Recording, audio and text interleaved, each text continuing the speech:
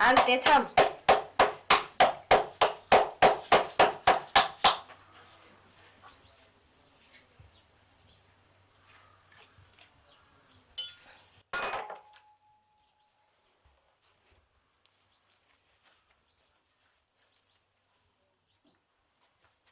अगं तवर महाराजांनी दिलेला जप करावा. अगं जपातपानं कुठं समजा मनासारखं होतं होय. तुम्ही तर आजकालच्या शिकल्या सवरलेल्या पोरी कशाचं पण खेचरतात.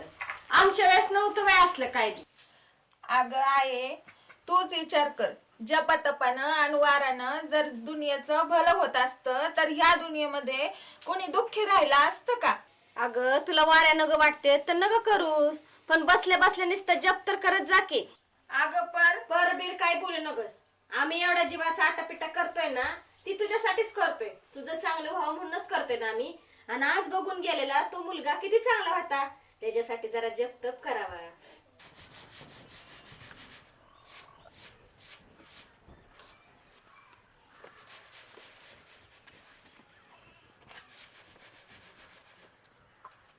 का रे बाबा, काय सुरिकेचा धागा जरा घेऊन आलायस? पोटच्याची आणि पाटच्याची माया दोन दुजी नसेल म्हणतात. त्याच्यासाठी चालू आहे. थांब जरा, मी साखरेचा डबा घेऊन येते. अशा येळेला तुझं तोंड गोड करायला पाहिजे. अगं थांब, असं उतावळ्या नवऱ्यागत आपलं ते उतावळ्या येईन बाईगत करू नकोस. मी काय सांगतोय ते नीट ऐक जरा.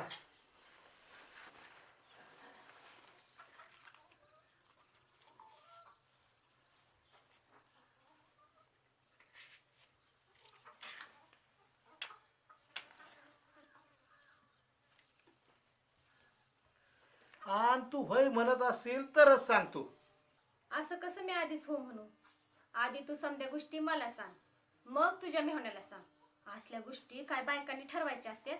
मला वाटतं तू नाही म्हणायची नाहीस. अरे आधी तुझ्या मनातलं तर कळू दे की. पाहुणा कोण, कुठला, कसा, त्याचं खानदान, पदर जुळतो का ती? अगं इलासराव, माझा लोक तुझा भाचा. लय कोड्यात टाकलंस बाबा. बघते तू तुझ्या मेहण्याला विचार, पण मी तर काय होय म्हणत नाही बाबा. नाही, मी गेल्यावर तूच विषय काढ आणि विचार करून निरोप धाड मला. बर बघते बाबा विचारून, मग सांगते तुला. बरं चल निघतो मी. होय.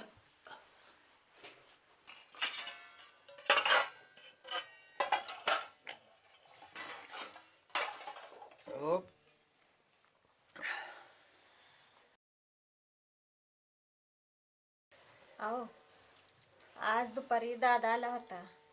त्यानं आपल्या लताला विकासासाठी मागणी घातली आहे. विचार करायला हरकत नाही बघा. नाहीतरी आपल्या पोरीला मनाजोगतं स्थळ मिळालं, तर ते जाळली मारली असल्या 100 भानगडी आहेतच.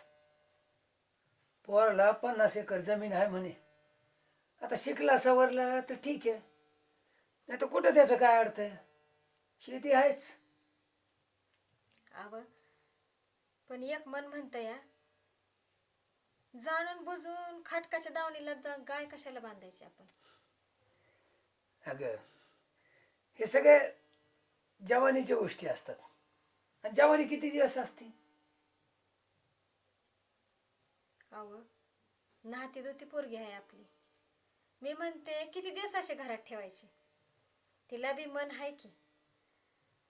आणि शेवटी नातेवाईक पाहुणं रावळं ती बी नावं ठेवतातच की आपल्याला. त्यापेक्षा करून टाकावं आपण तिचं लग्न. होय, करूनच टाकू.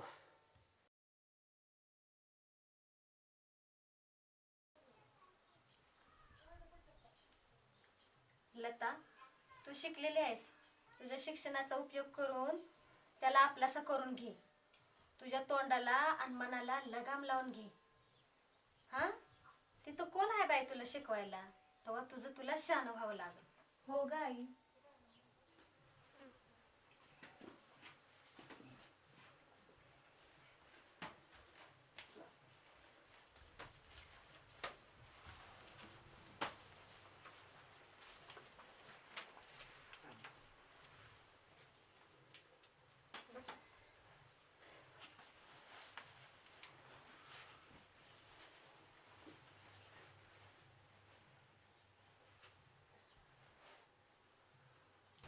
बाई तुला समजे माहीत आहे, आम्ही सांगावं असं काही नाही. तू कळती आहेस. त्याला ताळ्यावर आणला तर तुझं पाहिजे, म्हणजे आमच्या घरात लक्ष्मी आल्यावर नाही.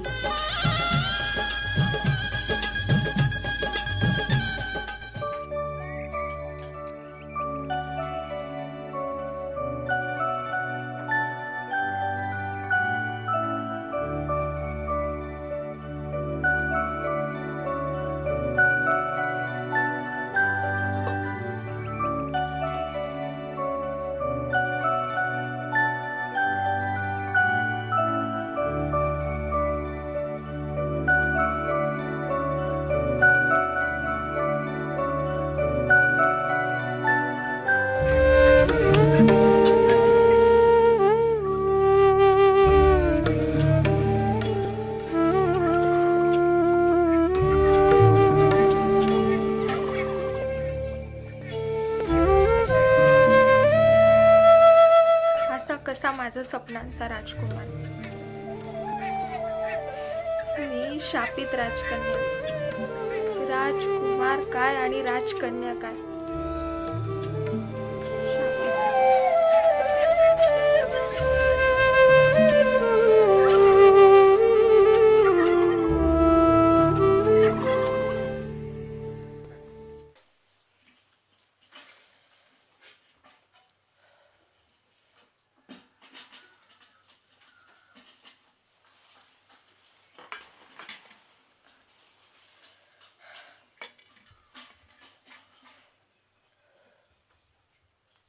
ह्या पोराला काय करावं काय समजत नाही.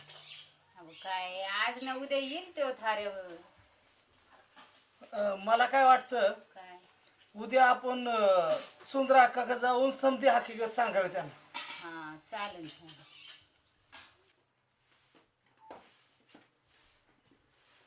बाबूराव, हो बाबूराव, बाबूराव, मी आज तुमच्या पोरीचं वाटोळं केलं. अहो अहो काय झालं ते तरी सांगाल का नाही? बाबूराव, मला माफ करा बाबूराव, माझ्यामुळे तुमच्या पोरीचं वाटोळं झालं. अहो पण काय झालं ते तर सांगाल का नाही? लताच्या लग्नाला आता 6 महिने झाले, पण विलासराव काय तिला नांदवत नाही. आम्ही नाही समजावलं, पण ते काय ऐकत नाही. हे बघा, तुम्ही समजा व्यवस्थित सांगा मला काय झालं ते. बसा तुम्ही.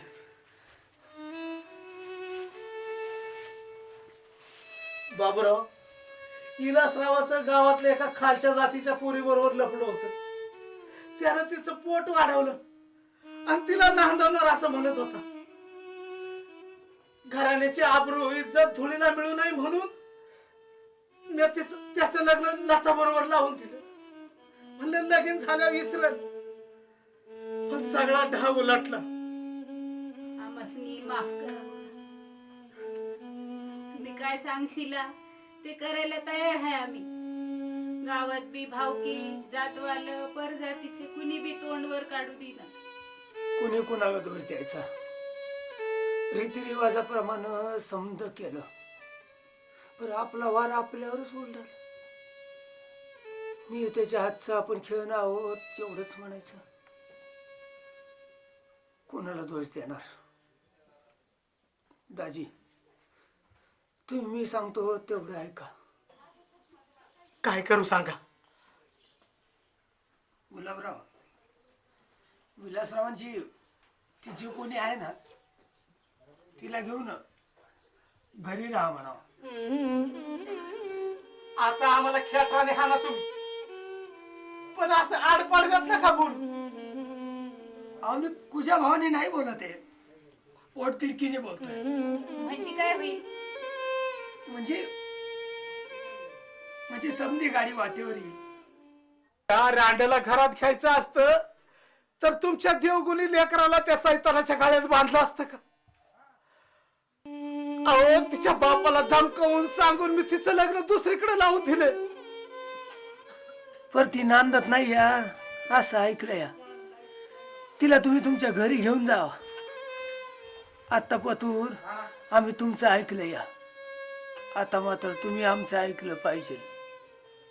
पण त्यानं विलासरावात काय बदल झाला नाही तर तरच तुमचा मुलगा म्हणजे आमचा जावई सुखात राहील. ती बाई काय आणि लता काय, दोघी आमच्याच लेखी. तुम्ही कधी येत नाही सा? बघू, तिकडे काही समाधान दिसलं तर येऊ.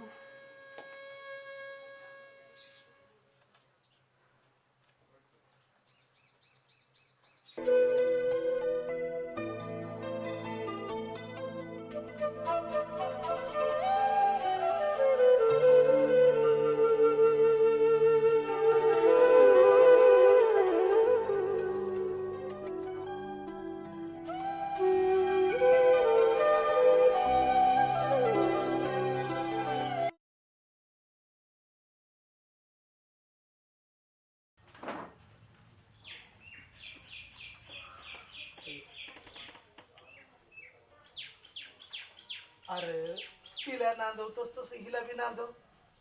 असं जाळू नकोस. तो आसराप जीव, यात तिचा काय दोष? अरे आपल्यावरून दुसऱ्याला ओळखाव माणसानं. मी तुम्हाला त्याच वेळी सांगितलं होतं की मी माधुरी बिगर कोणत्या मुलीशी लग्न करणार नाही म्हणून. मी तिला नांदवणार नाही.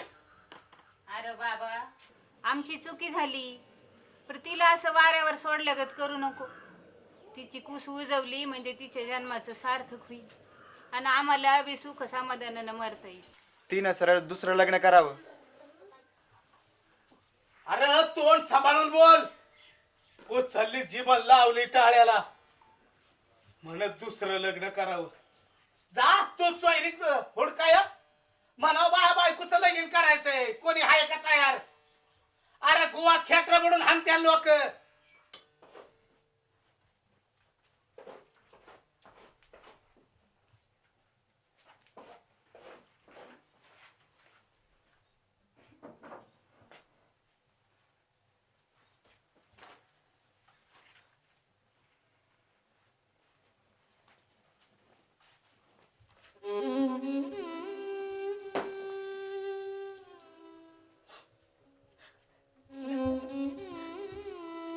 बोल ग काय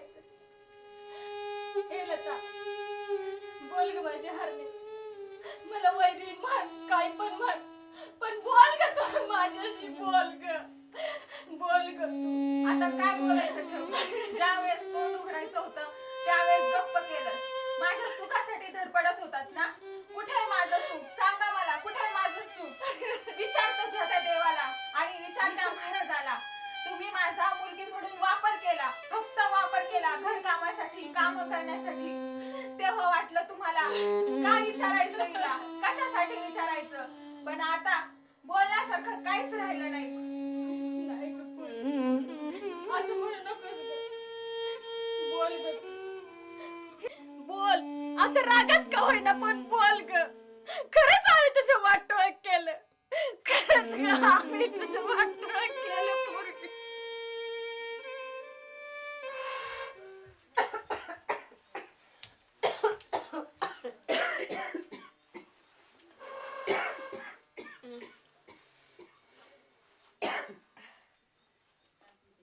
घरात दूरला झालाय, जरा जाळ फुका की.